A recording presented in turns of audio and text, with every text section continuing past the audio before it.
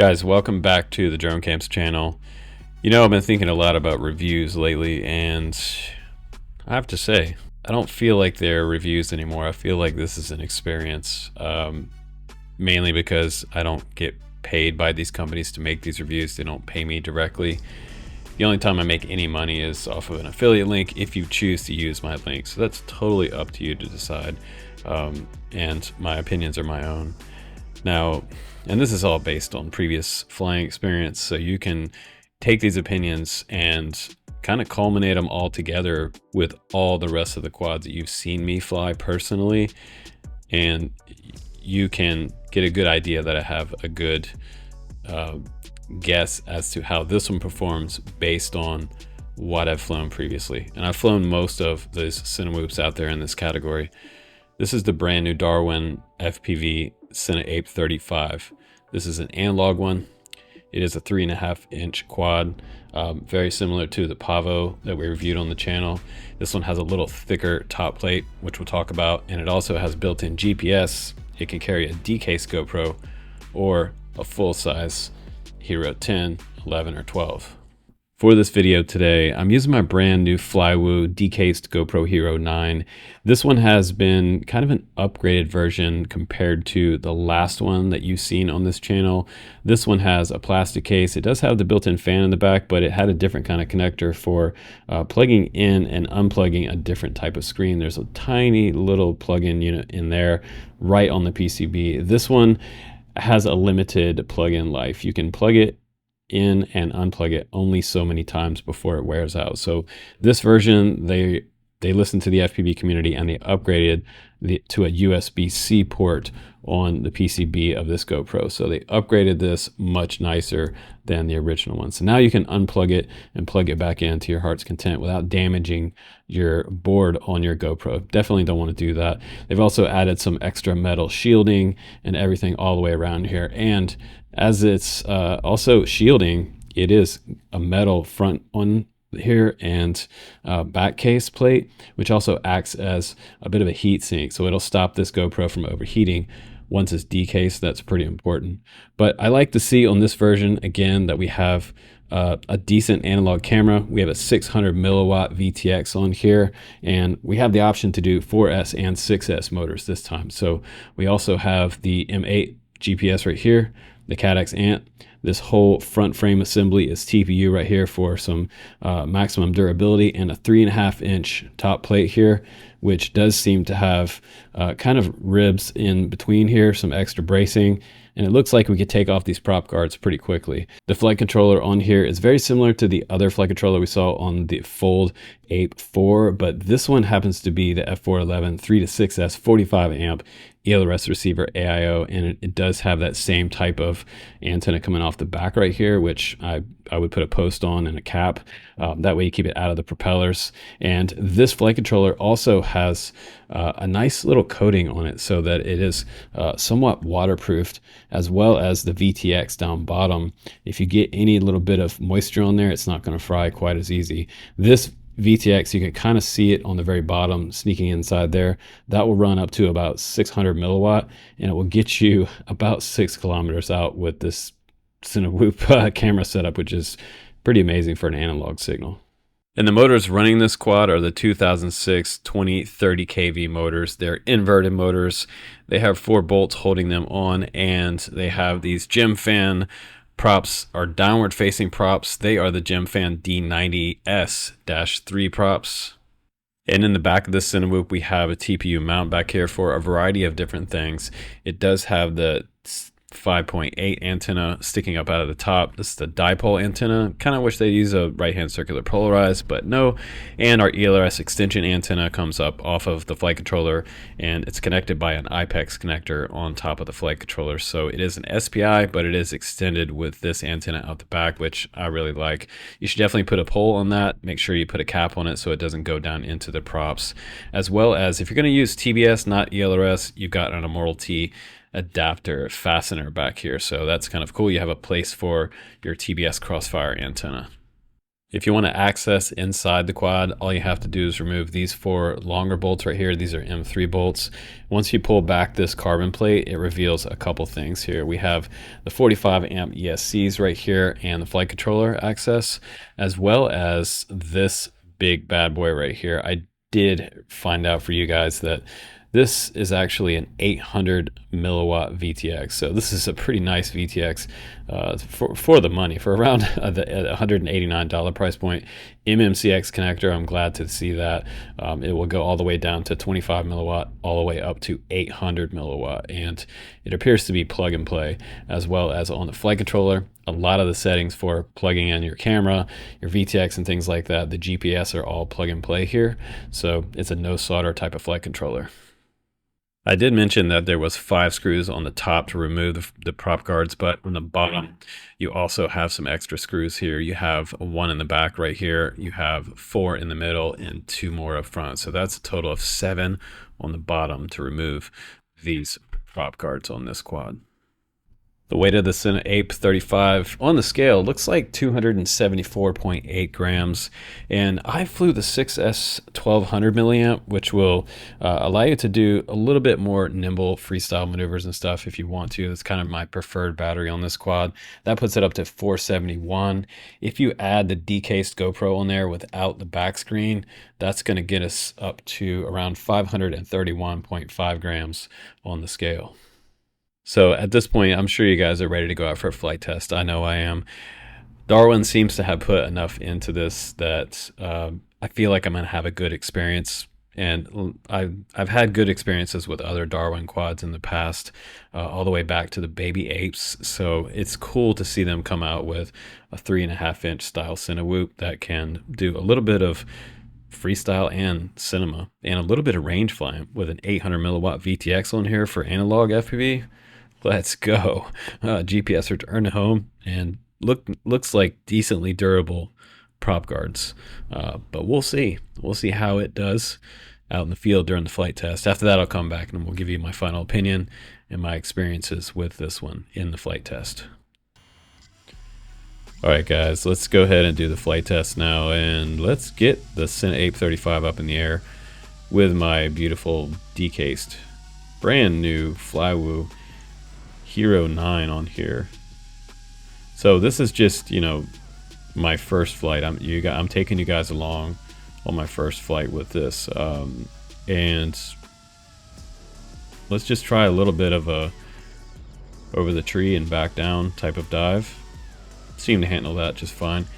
And you know, keep in mind, I'm flying a 1200 milliamp battery on here today, so it's not like I have like the world's heaviest battery. Like a 1550 is probably the biggest I would go on this, but I'm curious to see how it handles that weight.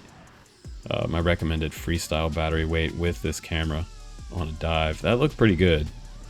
I didn't have any feelings like I was about to bottom out, lose power at the bottom of that dive. The loops feel pretty good. And the tune on here, I would say it's a good flowy style freestyle tune on here. It feels like the rates are fairly well dialed back. I've flown other Geprc Cinewhoops that feel way more loose and kind of flippy dippy. This one feels more flowy, and I mean, kind of what most people are looking for. But check out the angle on that dive. I got deep into that dive and still came out of that with no problem. That was good. Now, this analog camera surprised me too. Like, I was able to see things pretty close to the ground, and the fun thing about this quad is, like, yeah, it's definitely something you can freestyle, but it's another great explorer. I'm really feeling the motors. 2006 motors feel good.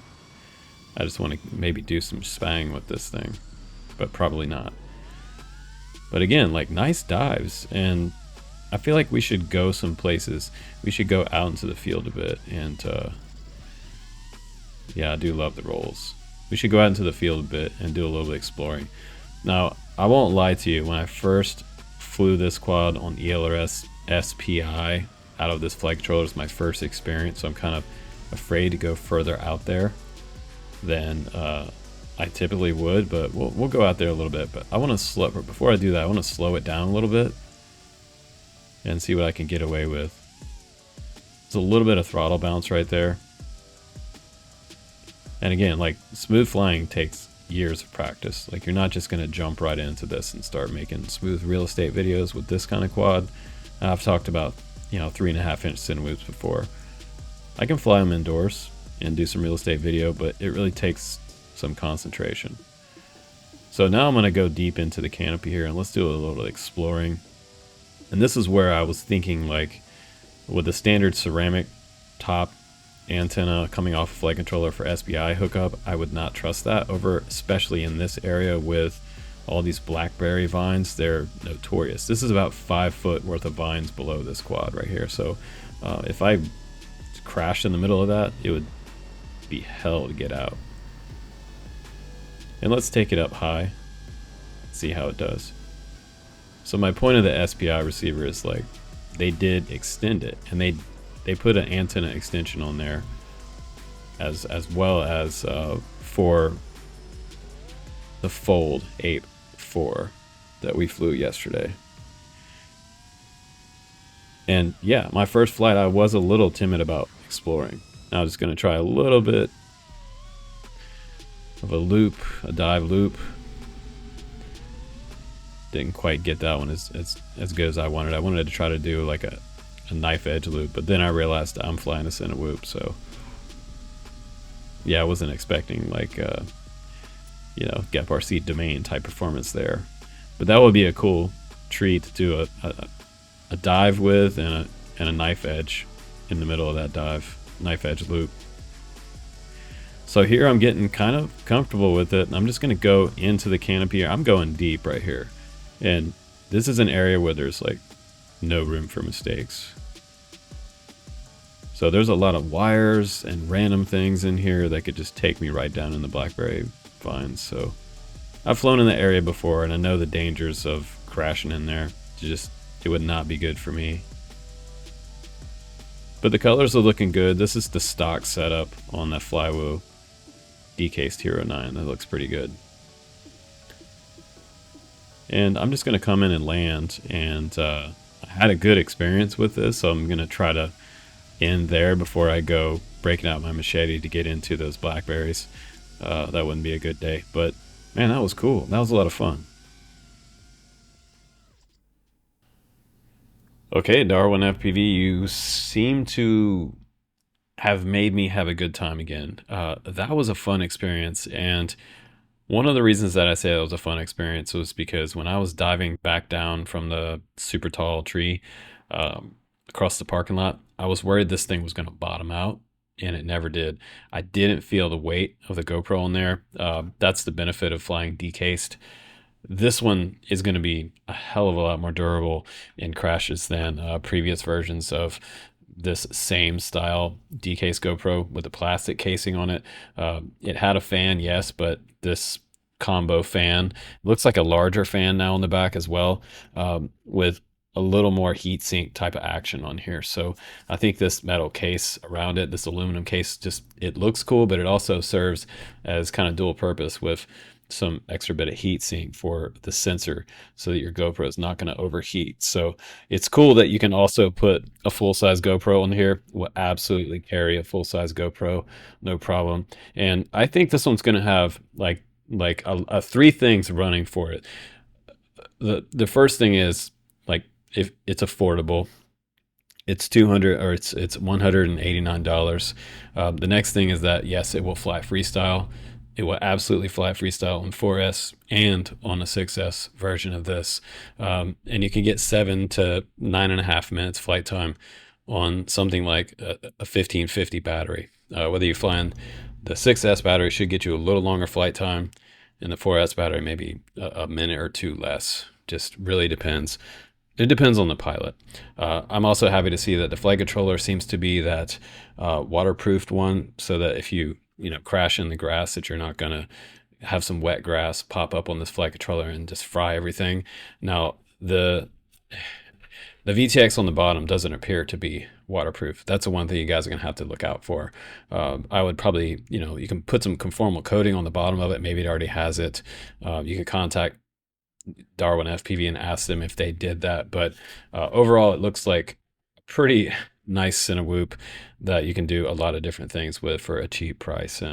If you're starting out like a real estate business and you wanted to do some fly-throughs, you can tune this one down in the rate profiles inside Betaflight. You can soften up the rates, you can put expo on it, you can put throttle limit on it. That way you're not hitting the ceiling. And again, I suggest getting the 4S one if you're going to do real estate. And if you just want to rip around your yard and have fun with it, with maybe an acro trainer, this would be a great acro trainer. Something you could take out there, and if you crash it, it's not the end of the world. You can buy new prop guards. So you can get full frame kits for this particular Cinewhoop too, which is pretty great. So I think it's a good one. I'm going to give this one a little higher rating than I did the folding quad, because the folding quad, to me, it's awesome. I love it. It's portable, but it scares me because of the small wires. When you fold it, you really have to watch out for those wires. It's not a deal breaker, but it's just something to look out for over the long run. If you're flying the Fold Ape 4, which we reviewed yesterday on the channel, go check that video out. That was pretty cool. And I feel like this one is going to be some pretty good affordability competition for the Pavo 35 and the Geprc Cinelog 35. So lots of new stuff coming out on the channel, guys. More new releases coming up again. Next week, we have new stuff coming in and a whole bunch of cool FMS stuff coming too, as well as RC airplanes and RC cars and trucks.